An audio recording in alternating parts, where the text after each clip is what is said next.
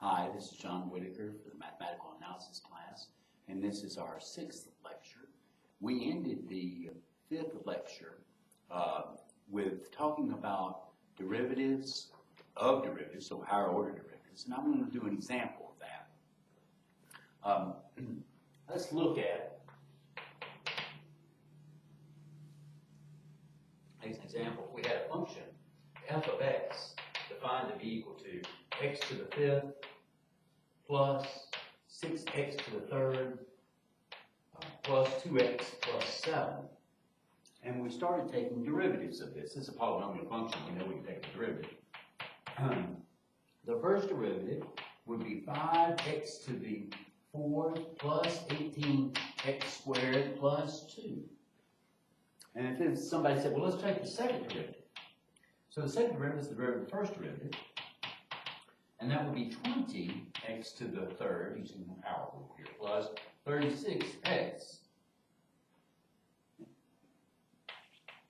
The third derivative of x would be 60x squared plus 36.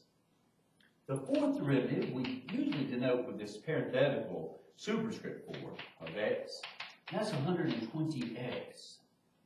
The fifth derivative, that'd be 120. And the sixth derivative, that would be 0. And all other higher order derivatives for this polynomial function would be 0 as well. So that's an example of higher order derivatives.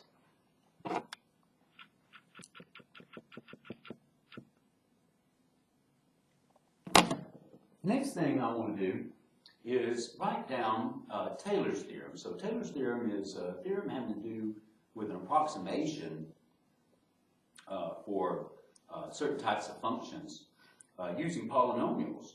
And here's what it says.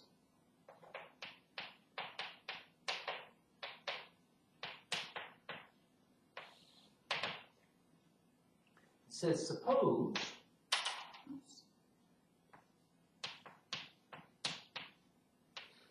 f is a real function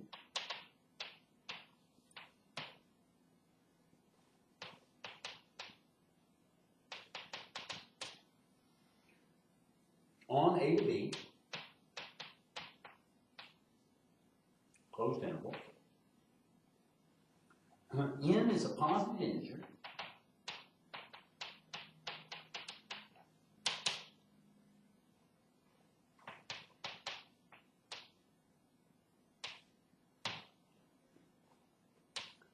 F raised to the n minus 1 is continuous, so the n minus 1 derivative is continuous on the closed interval from a to b.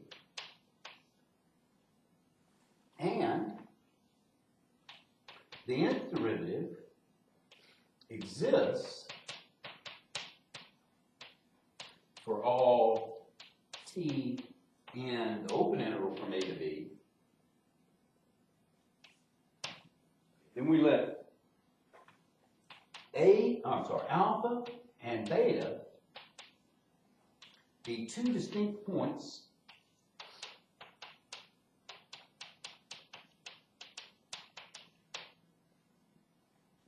of a to b,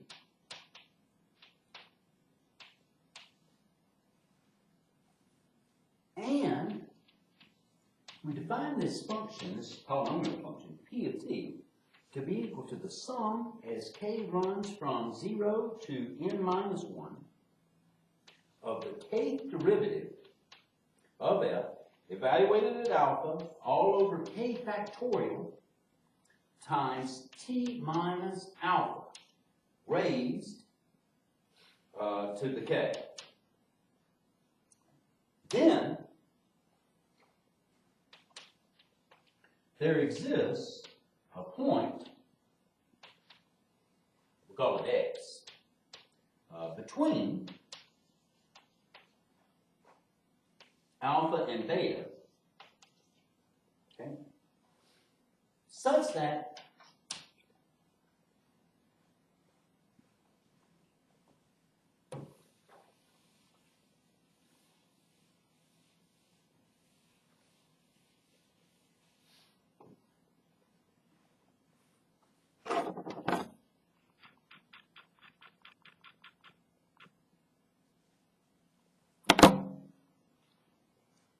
such that f of beta is equal to p of beta plus the nth derivative evaluated at x over n factorial times beta minus alpha.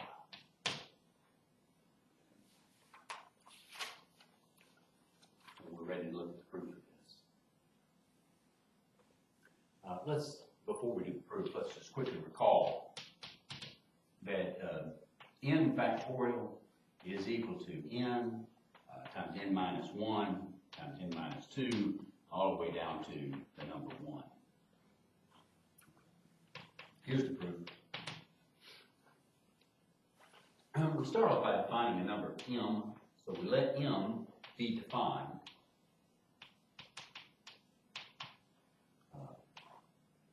by f of beta is equal to p of beta minus m times beta minus alpha to the n. And I made a mistake in the statement that I need to add here. This is beta minus alpha to the n. So in the conclusion, I made a mistake. It's exponent. Okay.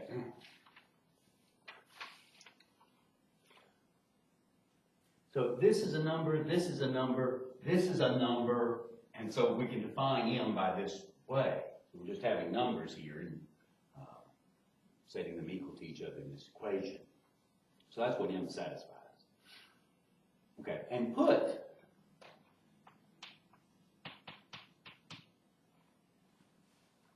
g of t equaling to f of t minus p of t minus m of t minus alpha raised to the n. Okay, this is a function, and it's going to be defined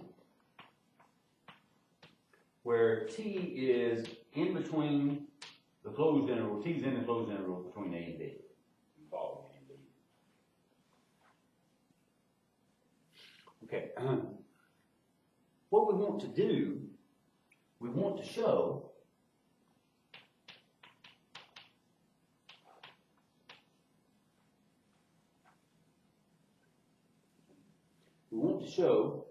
that m is equal to the nth derivative evaluated at x over n factorial, where some x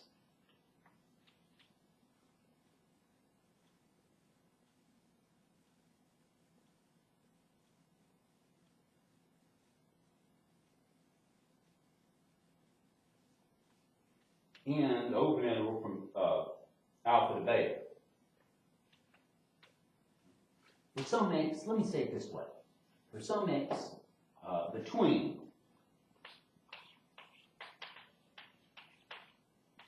alpha and beta.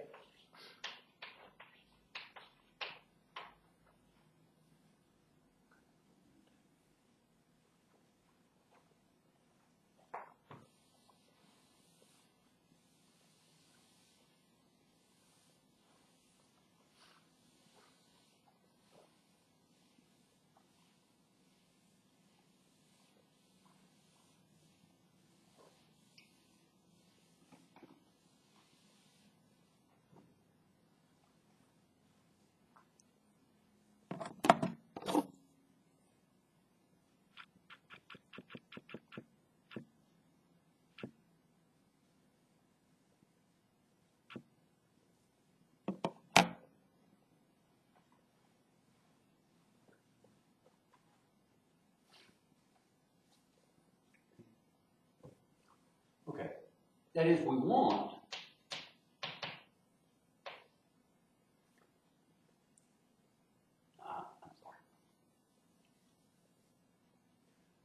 we note that the nth derivative evaluated at t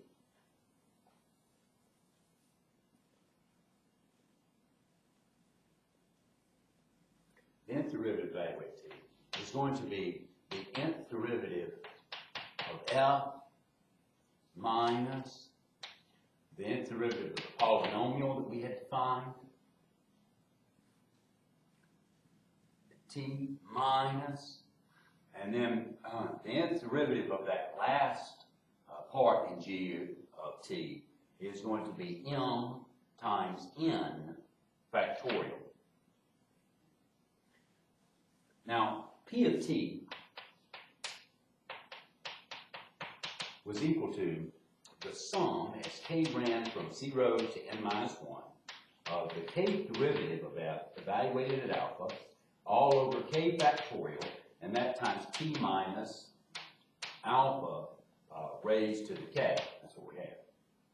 And if we expand that, what we get, that's equal to, so expanding this sum, we get the zeroth derivative is just f of alpha. 0 factorial is defined to be 1, and then t minus alpha raised to 0, that's just going to be 1.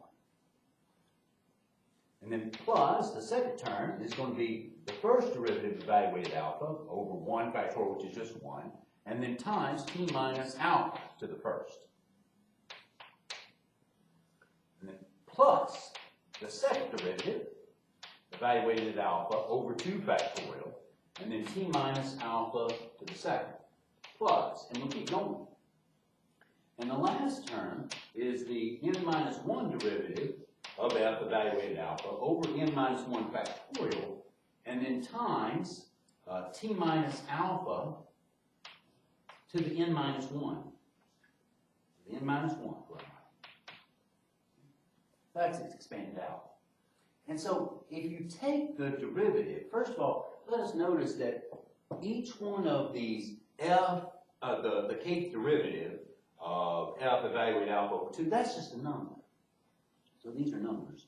And then when we're taking the derivative with respect to the variable t, what we're going to have really that's important, that's pretty bad for the derivatives, is the t minus alpha component of each term. And so we use the power rule to take these derivatives, and if we take the nth derivative of this, just like in the problem that we started with today, what you're going to find is that eventually, because the biggest power terms of t minus alpha is n minus 1, when you take the nth derivative, you're going to get 0. Just like what we did with that problem, that f of x that was a polynomial we started with today. So, this says that the nth derivative of g evaluated at t, it's what's written right here above, but this is the nth derivative of f evaluated at t. This part was 0 minus m times n factorial.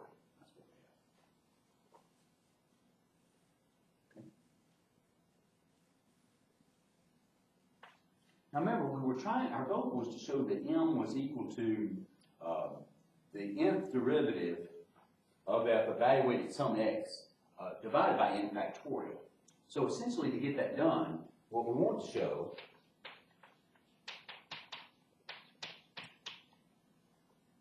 that the nth derivative evaluated at x will be equal to 0 for some x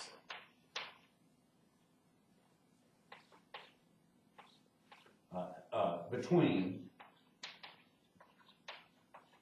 alpha and beta.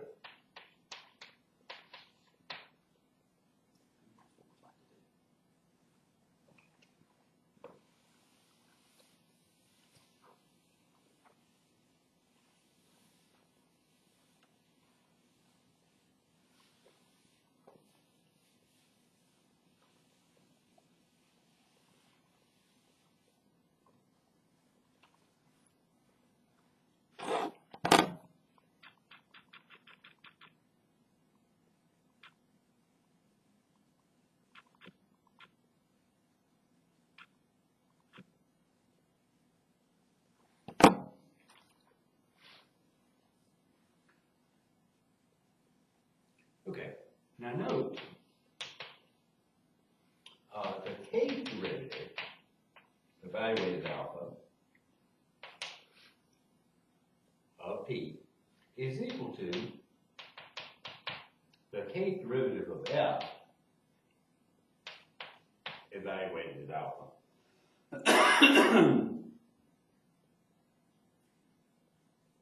Okay, that's what we get. And this is true for k equaling to 0, 1, all the way up to n minus 1. So g of alpha, which is going to be equal to f of alpha minus p of alpha minus m times alpha minus alpha raised to the n, that's going to be equal to 0. So g of alpha is 0. And g prime of alpha, well, that's going to be f prime of alpha minus p prime of alpha minus m times alpha minus alpha to the n. And that's going to be equal to 0 because these two items are the same. In general, we keep going. So in general, we have that the n minus 1 derivative of g evaluated alpha, that's going to be equal to 0.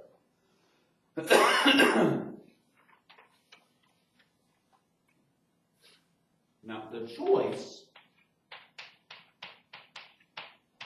of m, the way that we chose m, gives us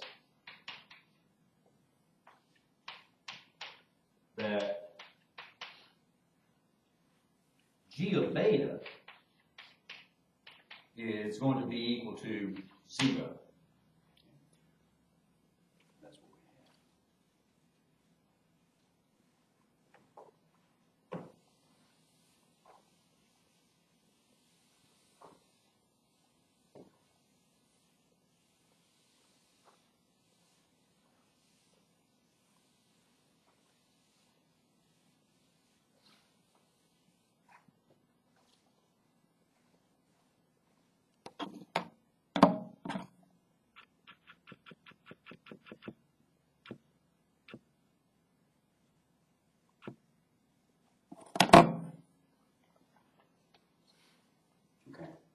So what we do next is we use using the mean value theorem.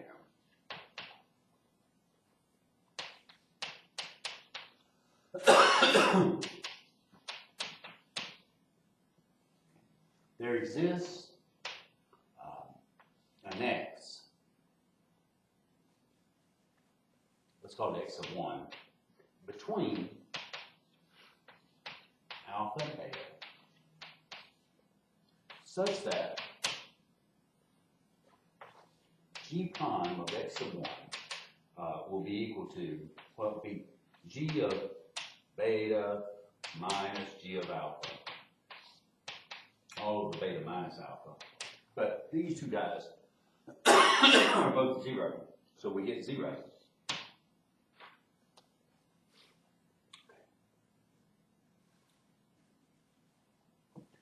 So using the mean value theorem again,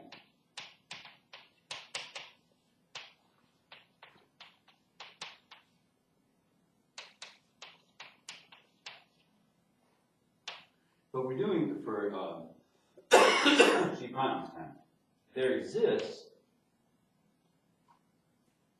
an x of 2 between alpha and x of 1, such that g double prime of x of 2 is equal to g prime of x of 1 minus g prime of alpha all over x of 1 minus alpha. But g prime of x of 1, that's 0, and g prime of alpha we just showed was 0, so this is equal to 0. And so we continue in this process.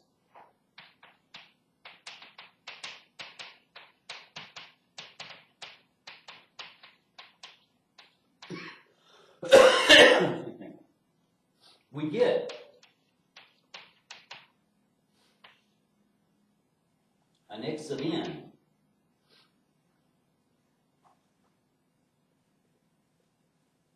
between alpha and the x of n minus 1, the previous process is x of n, with the nth derivative of g evaluated x of n equaling to 0. So what we have is the nth derivative of g evaluated x of n equals to 0, where x of n is between alpha, and really the x of n was between alpha and x of n minus 1, but all these numbers are between alpha and beta. And that's what we want to prove. So that is the proof of Taylor's theorem.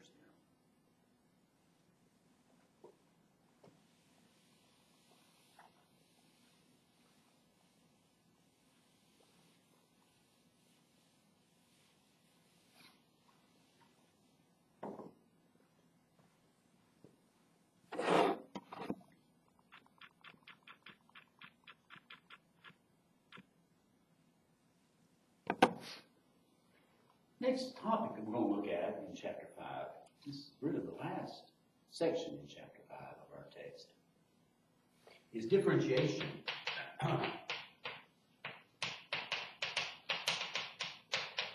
of vector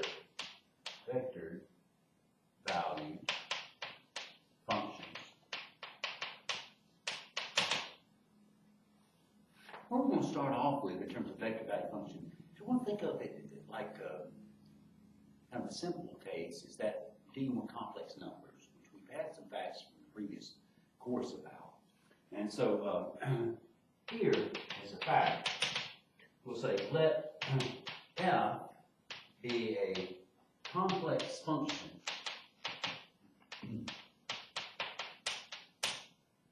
defined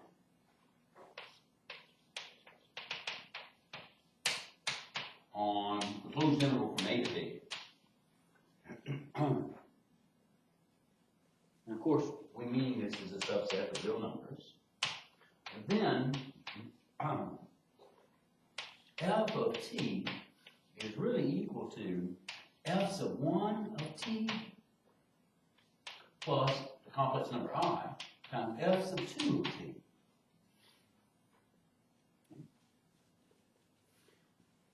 For some real value functions, or real functions,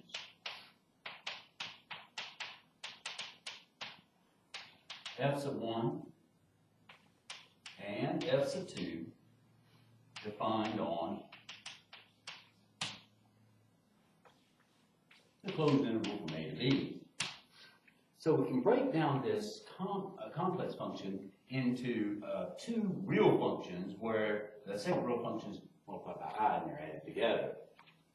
Okay? And what we mean by I, if you remember, I is equal to the square root of minus 1.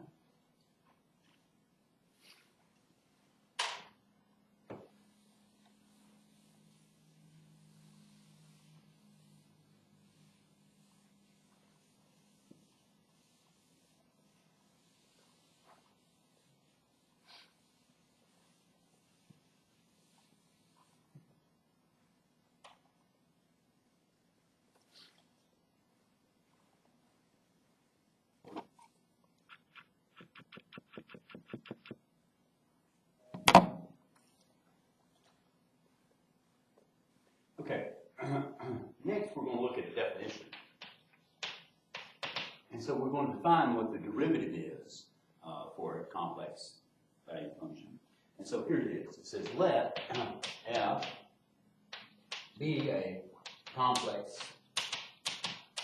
function on A to B.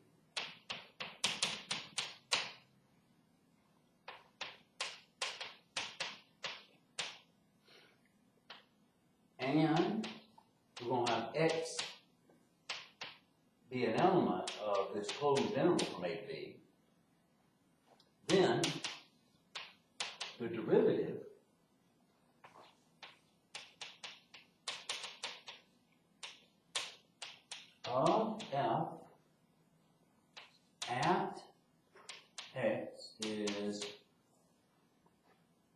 given by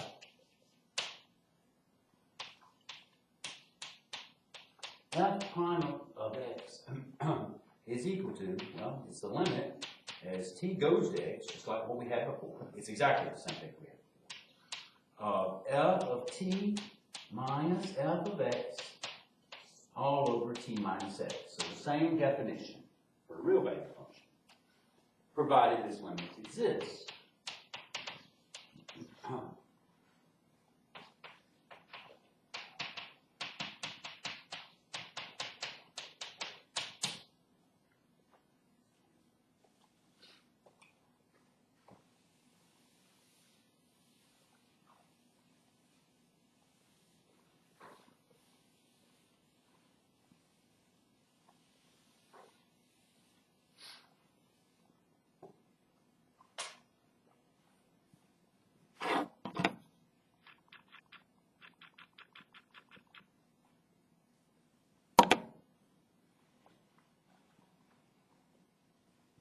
Okay, let us recall, we've got a limit in this definition of derivative for complex value function.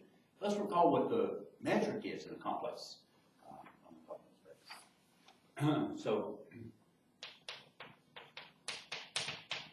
if z's complex number, d bar, and w are two complex numbers,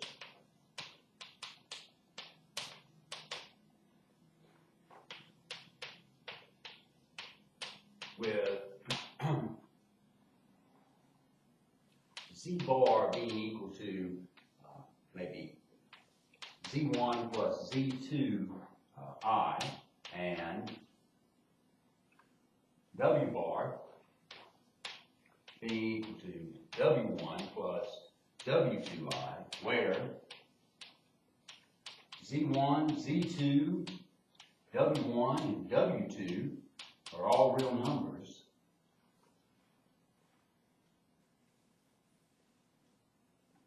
Then the metric in the complex numbers between z and w, that's equal to the square root of z sub 1 minus w sub 1 to be squared plus z sub 2 minus w2 to be squared. And this is the usual metric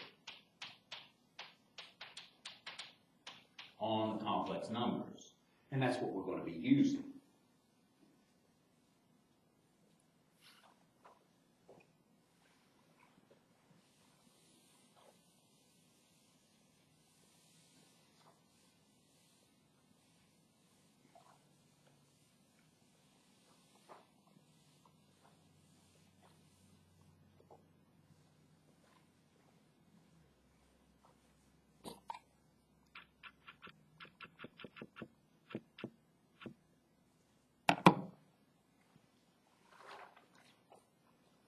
As a fact,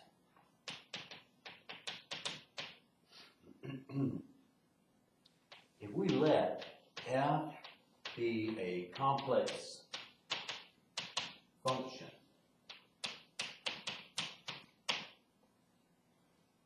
on a to b,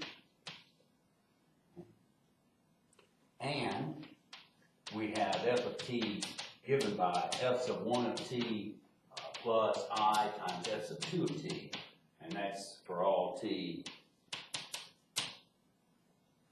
in between or equal to a and b. And we let x be an element of a to b. Okay. Then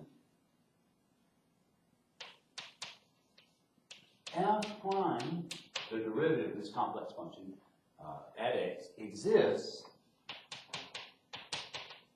if and only if f prime sub 1, or f sub 1 prime of x, and f sub 2 prime of x both exist.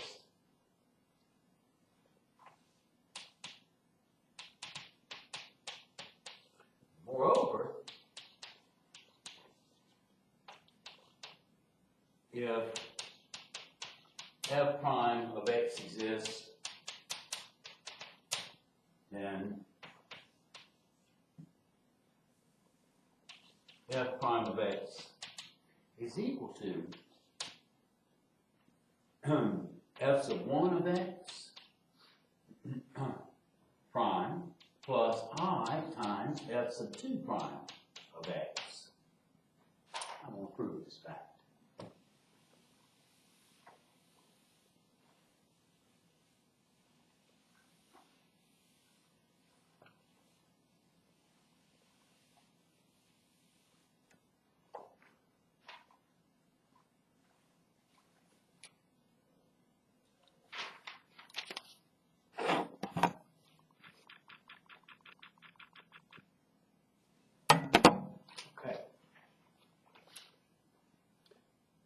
So here's the proof.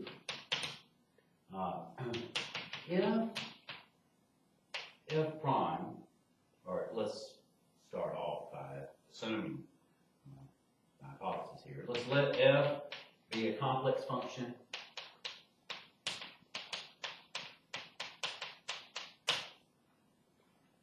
Defined on a to b and f of t equaling to f sub 1 of t plus I times f sub 2 of t.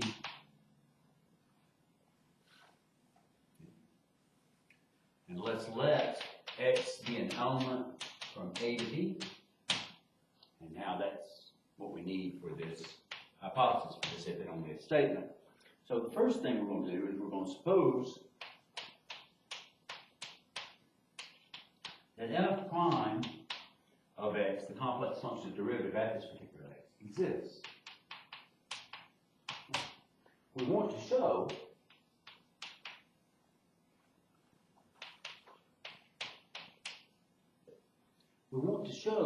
that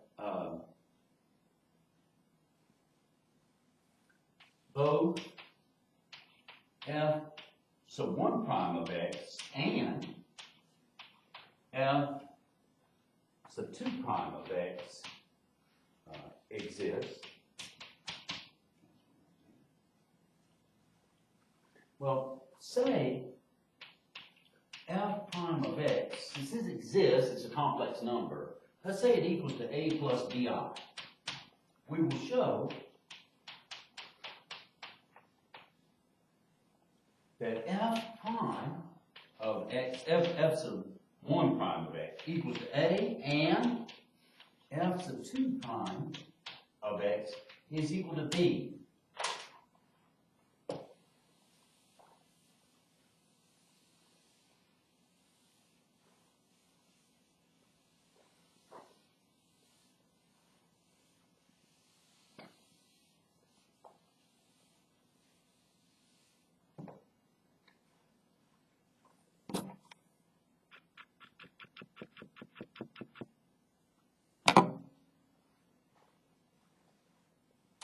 Okay. Okay, so that is, we want to show the limit as t goes to x of f sub 1 of t minus f sub 2 of t, minus f sub 1 of x over t minus x equals to a, and the limit as t goes to x of f sub 2 of t minus f sub 2 of x over t minus x equals to b. That's what we want to show. Okay. Well, let's let epsilon be greater than 0 be given. That's how we work with these limits with the definition.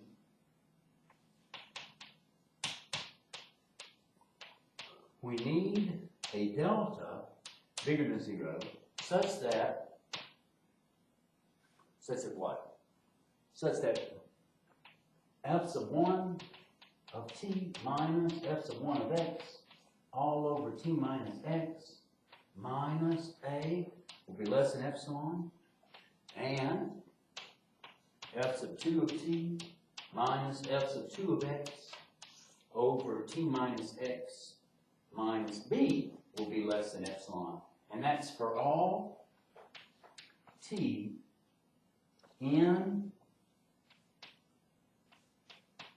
the closed interval from a to b such that 0 is less than the absolute value of t minus x, which is less than delta.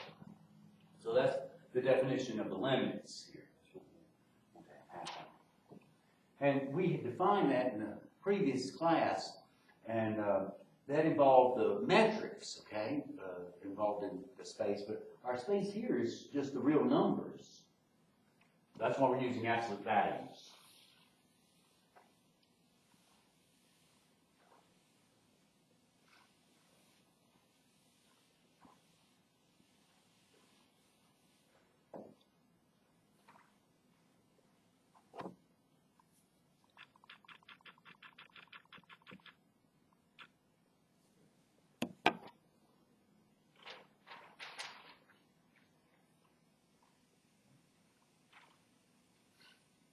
Well, since the limit as t goes to x of f of t, that's the complex function, minus f of x all over t minus x equals to a plus bi, and exists equal to f prime of x, which we're denoted by a plus bi. Then there exists a delta bigger than 0, such that for all t element of a to b, with 0 being less than t minus x, inside absolute values being less than delta, the norm on the real numbers, then, well, this quantity here is complex number, so we need to use the metric involved there. I said norm, same thing as metric on the real numbers. Okay, and so here that would be the metric on the complex numbers between f of t minus f of x all over t minus x with a plus bi. And this quantity will be less than epsilon. And we know that that's to be true. And so let's translate that. So for all t elements of a to b, with 0 being less than t minus x being less than delta, then, okay, so this metric becomes, well, first of all, let's rewrite what this complex function is in terms of the real parts. It's f sub 1 of t plus I times f sub 2 of t minus f of x is going to be f sub 1 of x, and then the minus will apply here to f sub 2 will be I times f sub 2 of x, and all of that over t minus x with a plus bi. That's got to be less than epsilon.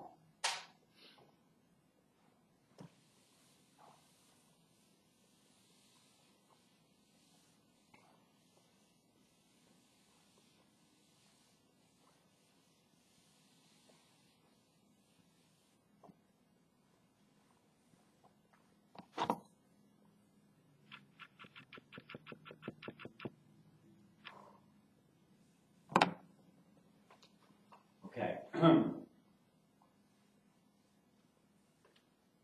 So that implies, that metric between those two objects is less than epsilon. Well,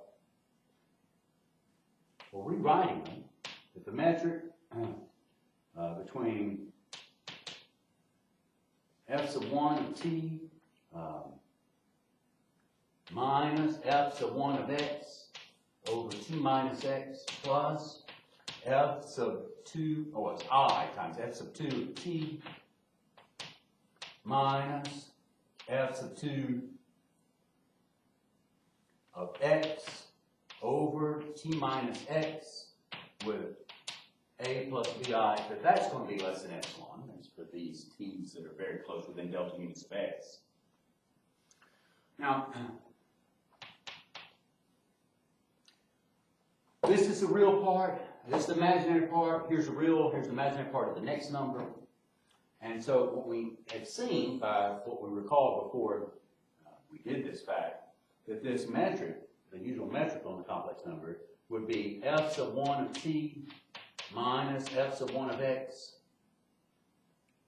all over t minus x minus a to b squared plus f sub 2 of t minus f sub 2 of x, these are real numbers, all over t minus x minus b to b squared will be less than epsilon. That's what it implies. Now, here we'll note that really epsilon is greater than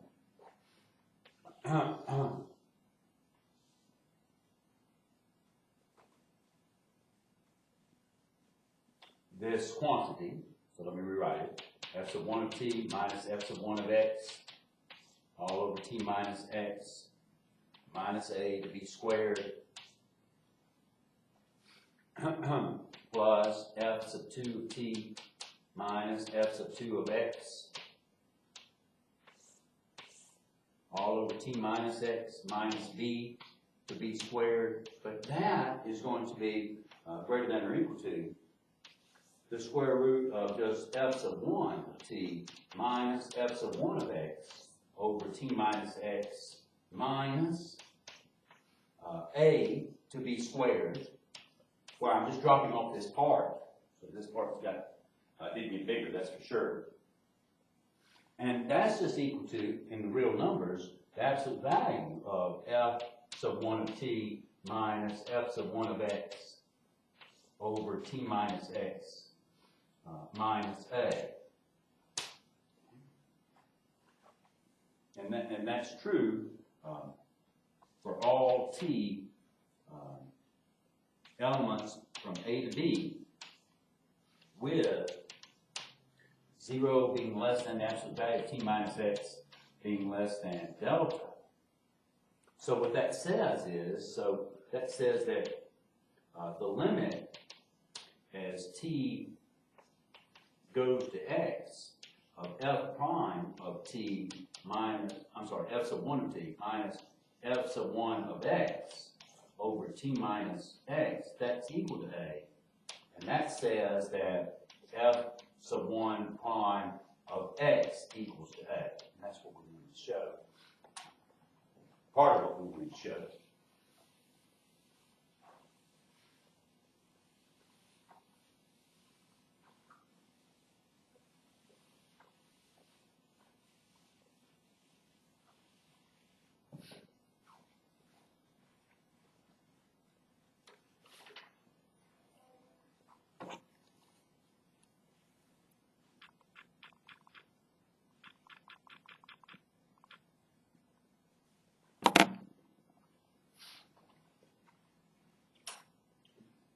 Similarly,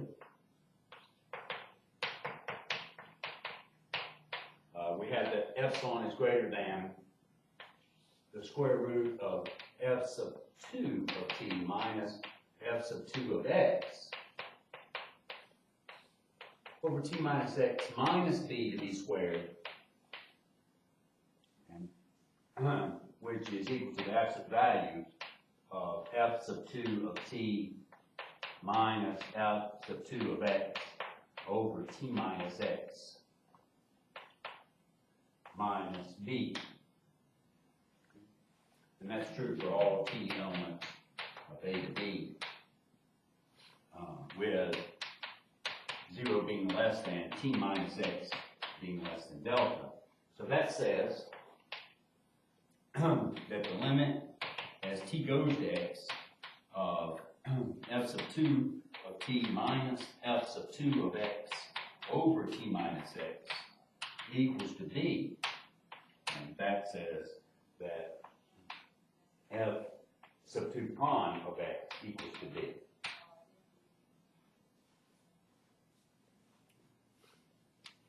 And so what we're saying is that both of those functions' derivative exists. One equals to a, one equals to b at x. Okay? And now we can go the other direction. That is, suppose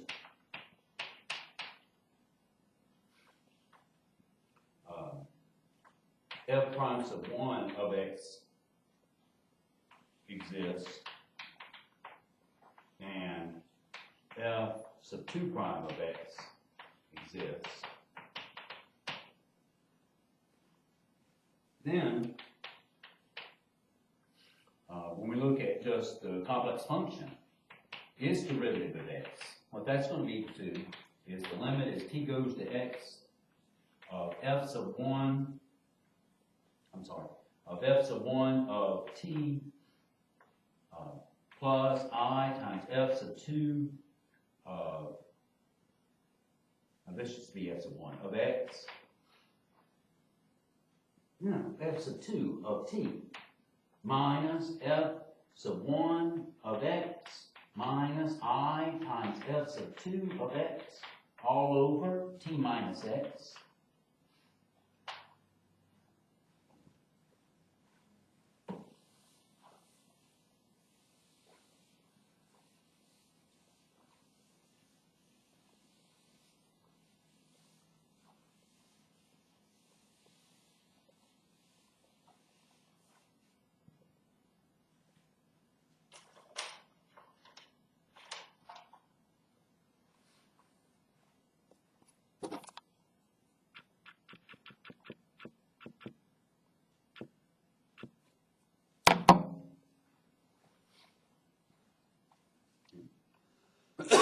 And that's going to be equal to the limit as t goes to x of f sub 1 of t minus f sub 1 of x, rewriting the terms, over t minus x, plus, this is minus, I times f sub 2 of t minus f sub 2 of x, all over t minus x, which we can break it into two limits.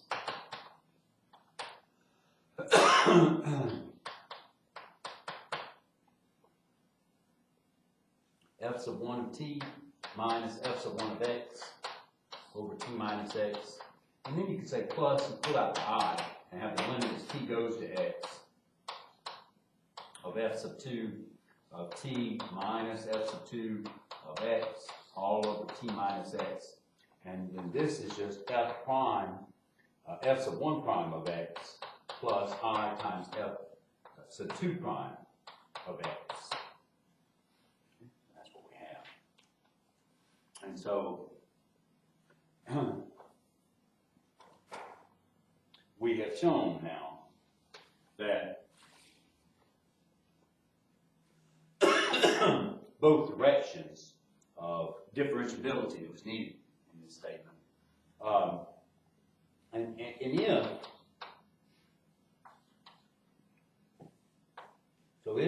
f prime of x, the complex derivative, exists, then that meant that f sub 1 of x exists and f sub 2 of x exists.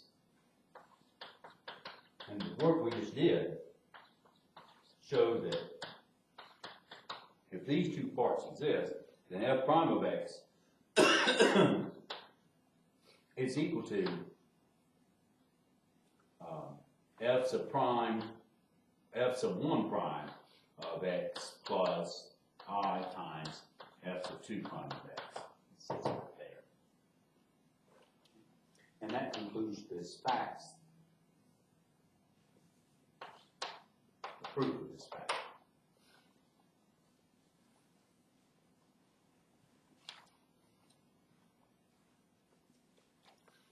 Very quickly,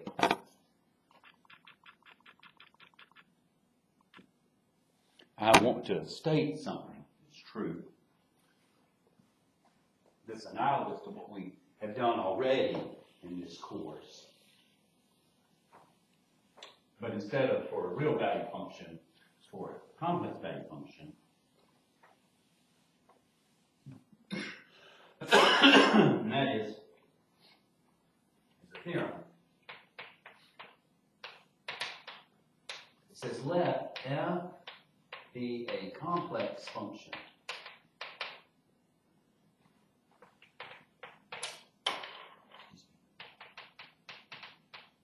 defined on A to B. If f is differentiable,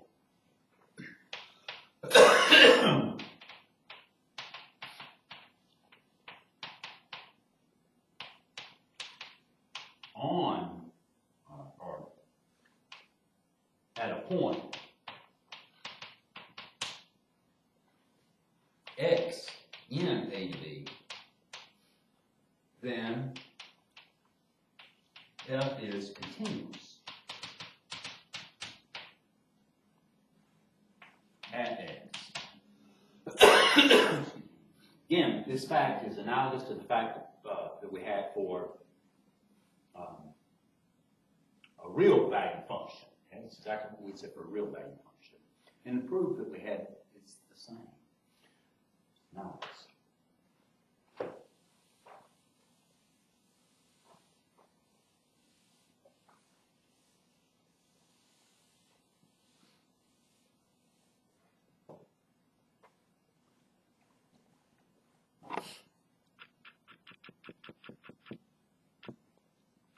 Okay, one analogous last statement, not proof. We're not going to prove this, either one of these last two statements. Here it is. It says theorem. It says let f and g be complex functions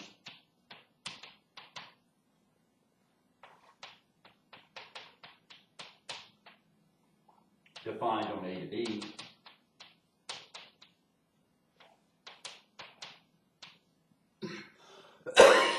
excuse me, and are differentiable on or differentiable at some x in A to B, then f plus g, f times g, and f divided by g are all differentiable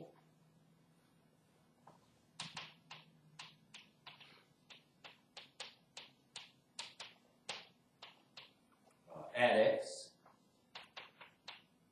And we have the same differentiation formulas. That is f plus g prime acting on x is f prime of x plus g prime of x 2 f times g prime acting on x is equal to f of x times g prime of x plus f prime of x times g prime of x. And we also have the quotient rule that f divided by g derivative acting on x is g acting on x times f prime acting on x minus g prime acting on x times f of x all over g of acting on x, that part to be squared. Of course, here at the last part where we remember g of x is not 0.